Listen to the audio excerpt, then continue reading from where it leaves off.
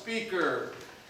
And I cannot say enough words about our next speaker because he is, I mentioned this before, when the Speakers Bureau started, the big goal of those originators to get the thing rolling was to think about the fact we never had an accredited speaker.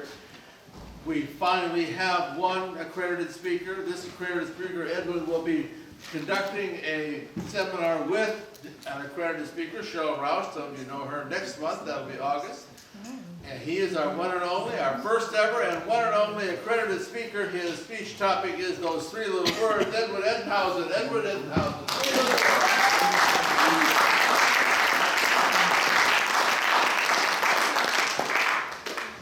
We have a timing device here today, but I brought one of my own just to make sure I did not go over time. It's right here. So that when the sand has left the top portion of the hourglass, I know my time is up. That's actually a 30-minute timer, just so you know. Tom said, Ed, you're going to be the final speaker and you can have all the time that you want. As long as you keep it between 5 and 7 minutes. I want you to think of the three most important words in the English language. The three most important words. Any volunteers? Richard. Please and thank you. Please and thank you. Please, thank you. Please, thank you. Yes. I love you. I love you too. Thank you so much. I am sorry. I am sorry. Great ones. Thank you kindly. It's on fire? It's on fire! We'll get to that later. Thank you kindly. I think, though, there are three other words that are also important, not to diminish any of those that you came up with. I can tell you these three words, but I think it's better if you tell me these three words. And for you to come up with it, I think if I share with you a movie, one of my favorite movies of all time, I think most of you can come up with the words I'm thinking of. The movie takes place in a land far, far away, a time long, long ago. There's a young farm boy named Wesley. Wesley is in love with a farm girl named Buttercup. Now Wesley wants to ask for her hand in marriage, but he's a poor farm boy. So he takes a trip across the seas to seek his fortune. Unfortunately, his ship is captured by dread pirate robbers. And as everyone knows, dread pirate robbers leaves no one alive. And poor Buttercup had no future with her Wesley. 5 years later, to the day, Buttercup was engaged to Prince Humperdinck.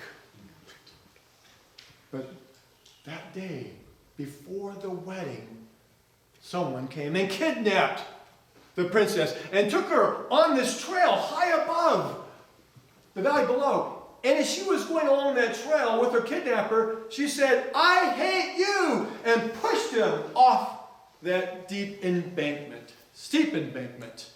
And as he went rolling down, he said three words. And those three words were, As you wish. As you wish. Now you might wonder, well, Ed, how are those more important than I love you?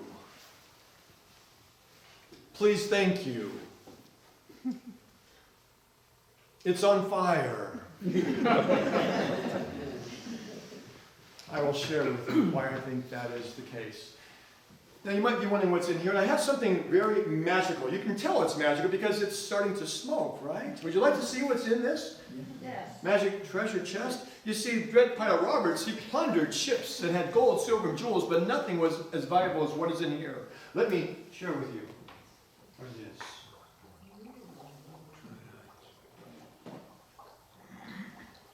Aladdin's magic lamp.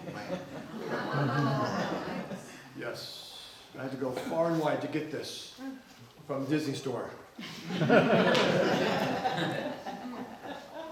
Now, the magic lamp is special, Aladdin's magic lamp, because when you rub it just right, a genie comes out, and genie gives you 3 wishes.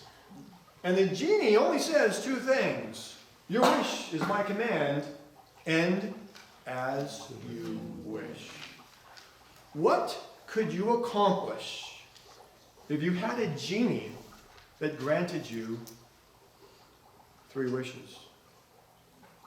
More importantly, what could you do if you had a genie that could grant you every wish that you have? Let's say, for example, off the top of my head, you're going to do some activity like give a speech. The interesting thing is the genie inside of you, in your subconscious mind, will make what you wish come true. Every command you give that genie, the genie's response is always as you wish. Whatever your magnificent obsession, or in some cases, malignant obsession is, the genie will make it come true. The genie doesn't care about if it's good or bad, negative or positive, right or wrong. It's not the genie's job. The genie's job is to make your wish come true. So what if you had that big speech and you're thinking thoughts, a thought bubble with this thought. The genie knows that thought. She can read your mind, he or she. And what does the genie do? Grants your wish. And what happens when you give that speech? You'll blow. You blow that speech. On the other hand, what if your thought bubble was this? The genie reads your mind. And what does the genie do? It makes it come true as you wish. Now, throughout history, there have been great men and women who have had a dream. And they've made that dream come true because they let the genie do the genie's job. It was 50 years ago, on July 20, 1969, when Neil Armstrong and Edwin, Buzz Aldrin, walked on the moon. Now, we heard about someone's birthday celebration, but I have a different take on it. That was the celebration of someone's 7th birthday.